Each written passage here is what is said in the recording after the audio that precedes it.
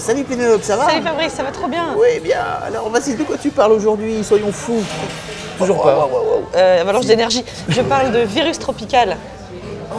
C'est beau, c'est noir T'es et bluffé blanc. par cette couve qui est magnifique. Hein. Plus. Et en plus, quand tu vas la toucher, tu vas voir, il y a un petit vernis sélectif, elle est super belle. Moi aussi, j'ai été appâtée par cette couverture. Tu veux la toucher? Ah oui, c'est beau. C'est aux éditions de L'Agrume, qui est un éditeur que je connaissais pas. Tu connaissais toi? Bah, alors, si tu connais pas, t'imagines. Ma peau est plouc comme je suis.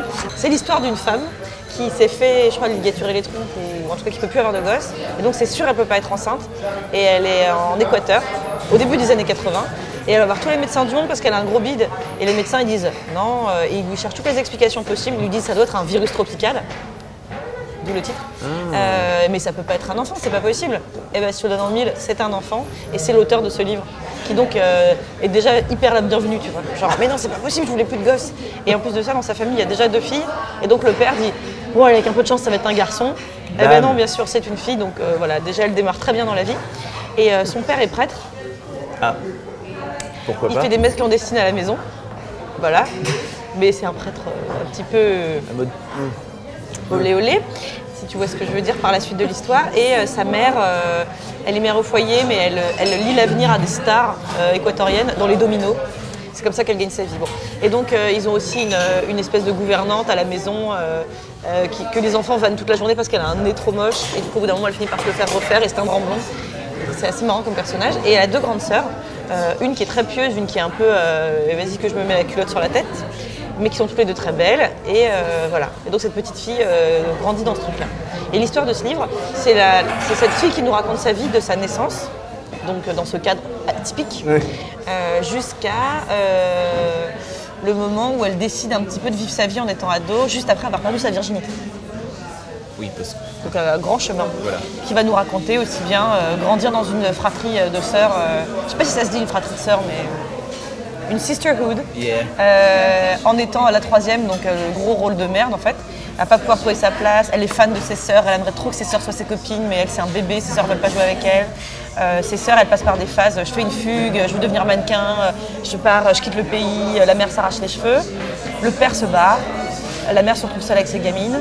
Et puis elle va vivre tous les épisodes de je me fais percer les oreilles, je change d'école, j'ai pas d'amis, j'ai un amoureux, tout le monde me traite de bébé à l'école, est-ce que je dois coucher ou pas, je change de look, j'ai des boutons, j'ai une sale peau, ma grande sœur m'explique comment on met un tampon. Voilà.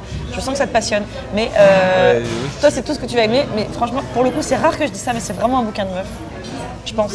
D'accord. Peut-être que des mecs vont trouver ça bien, mais je pense que c'est vraiment un bouquin de filles. Et j'ai adoré. C'est un bouquin de filles comme j'ai adoré, qui te raconte toute ton enfance et ton adolescence à toi. Et où tu dis, ah, c'est trop ça. Un bouquin à caractère, c'est trop ça.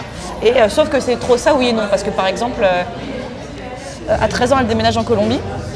Et elle aimerait trop aller en boîte avec les mecs plus vieux qui l'invitent à la 14 ans. Elle sort avec un mec qui est trop un adulte parce qu'il a 17 ans. Et du coup, elle a honte parce qu'en soirée, elle prend du coca et tout le monde la traite de bébé. Et ses potes, ils disent, allez, viens, on va en boîte après. Et elle n'a pas le droit.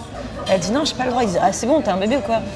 Et donc elle dit, ah bon, d'accord. Et en fait, elle n'a pas le droit d'aller en boîte, pas parce que ça craint, mais parce qu'il y a des gangs rivaux qui font des fusillades dans les rues, en fait, parce que c'est la Colombie.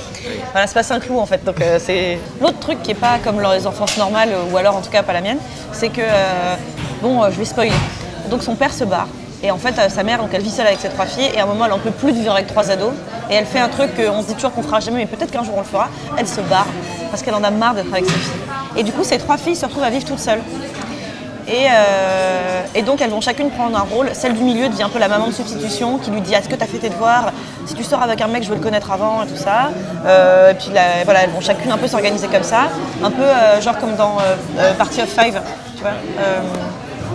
Je sais pas, je connais pas Party of Five. Putain, j'ai la fête à la maison dans la tête, et c'est pas du tout ça. La vie à 5. Le truc avec Neve Campbell, là. Le truc où Yves. Ok, d'accord. Non, mais tu t'étais où en fait quand tu étais ado? Non, j'étais vieux moi. T'étais déjà vieux, bon. Je suis plus que toi. Ben voilà, c'est ça, c'est une famille sans parents et en fait on se débrouille quoi. On n'a pas de parents, on se débrouille. Donc c'est une enfance et une adolescence normale mais pas vraiment. Et puis ses copains c'est des réfugiés politiques, tout ça. Donc c'est super bien.